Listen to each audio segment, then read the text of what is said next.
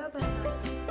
Halo teman-teman, perkenalkan nama saya Oktaviani Sekar Pratiwi. Saya dari Pendidikan Ekonomi Fakultas Ekonomi UNY.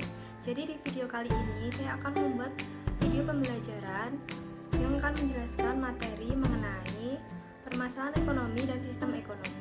Jadi untuk lebih jelasnya lagi, mari kita simak penjelasan berikut ya.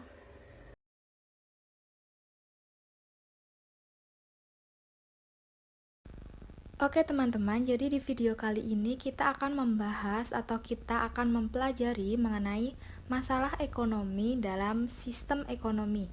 Nah, sebelumnya apa saja sih masalah dalam sistem ekonomi itu?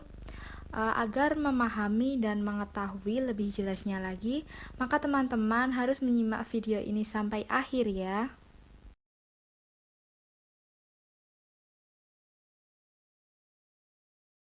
Oke, jadi kita akan membahas mengenai dua permasalahan, yaitu masalah ekonomi klasik dan masalah ekonomi modern.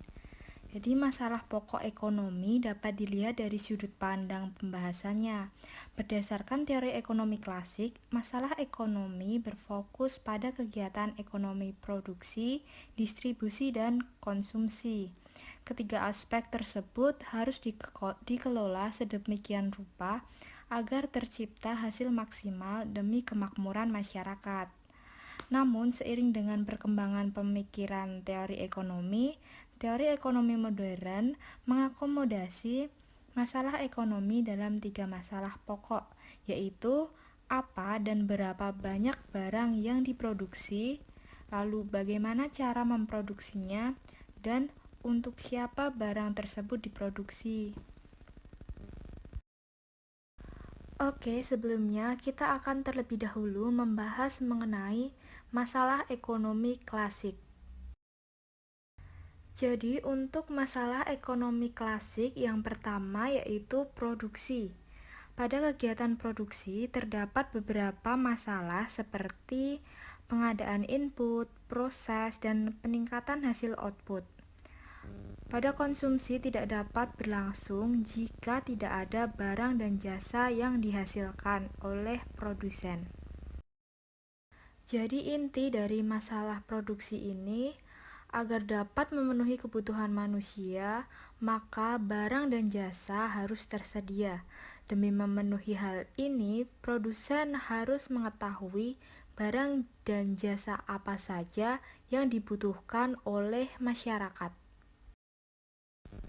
Lalu masalah kedua menurut teori ekonomi klasik yaitu mengenai distribusi. Walaupun barang dan jasa tersedia, namun jika tidak terdistribusikan, maka barang dan jasa tersebut tidak sampai ke tangan konsumen dan tidak dapat digunakan atau dikonsumsi. Jadi inti dari masalah distribusi ini adalah bagaimana produk bisa terdistribusi secara baik hingga sampai ke tangan konsumen. Jadi untuk masalah ekonomi yang selanjutnya atau yang ketiga ini yaitu adalah masalah ekonomi. Setelah barang dan jasa sampai di konsumen, permasalahan selanjutnya adalah apakah barang tersebut akan dikonsumsi atau malah terbuang sia-sia karena harganya tidak terjangkau. Jadi teori ekonomi klasik menyatakan konsumsi sebagai permasalahan ekonomi ketiga. Konsumsi adalah suatu kegiatan menggunakan barang dan jasa dengan tujuan memenuhi kebutuhan. Meski demikian, kita harus berhati-hati mengamati kegiatan konsumsi. Penggunaan barang dan jasa untuk tujuan menambah faedah bukan kegiatan konsumsi, namun termasuk kegiatan produksi. Selanjutnya, permasalahan lain yang harus bisa dijawab oleh produsen selaku pembuat produk.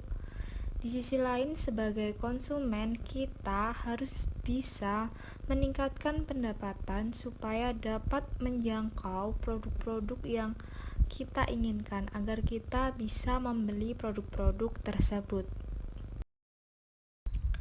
Permasalahan ekonomi yang selanjutnya yaitu masalah ekonomi modern.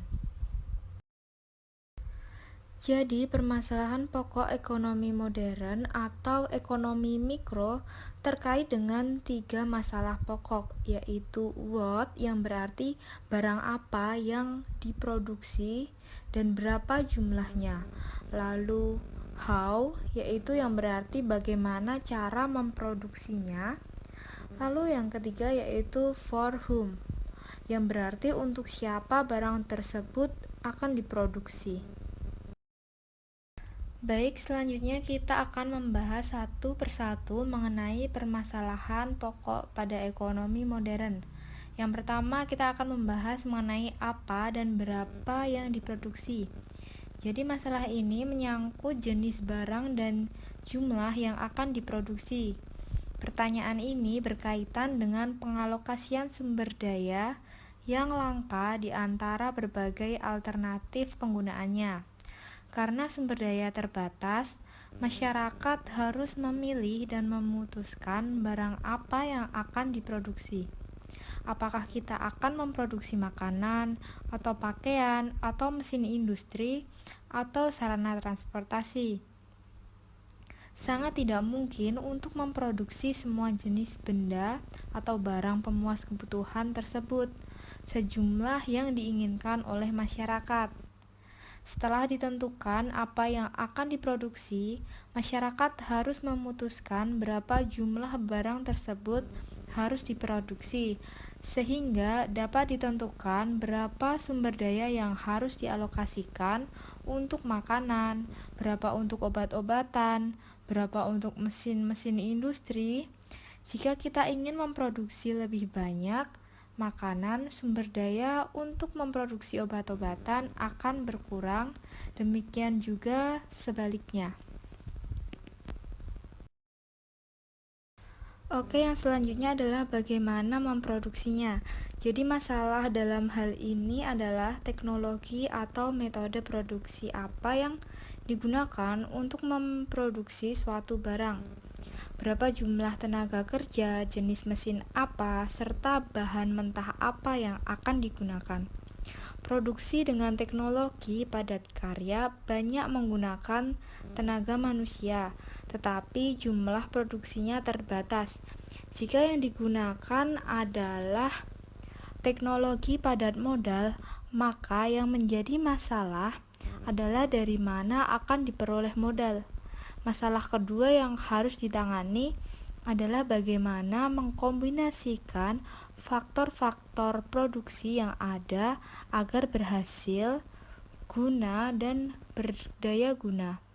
Hal yang berkaitan dengan masalah metode produksi ini adalah bagaimana melakukan proses produksi tersebut seefisien mungkin sehingga produksi dapat berjalan dengan baik dan menghasilkan keuntungan, baik dalam jangka pendek maupun dalam jangka yang panjang.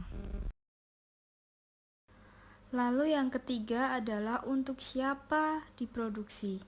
Permasalahan di sini adalah siapa yang memerlukan barang tersebut dan siapa saja yang menikmati hasilnya. Dengan kata lain, bagaimana pendistribusiannya? Apakah barang-barang yang diproduksi tersebut akan didistribusikan menurut ukuran pendapatan, kekayaan, atau kelompok tertentu dari masyarakat? Sistem ekonomi pasar berpendapat bahwa sedikit atau banyaknya distribusi tergantung pada persaingan. Jadi distribusi tergantung pada mekanisme pasar. Sedangkan pada sistem ekonomi komando, produksi dan distribusi diatur oleh pemerintah.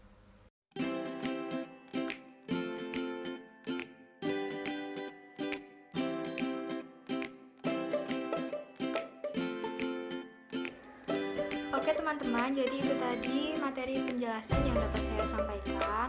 Mohon maaf apabila masih banyak kekurangan. Terima kasih telah menyaksikan video ini. Wassalamualaikum warahmatullahi wabarakatuh.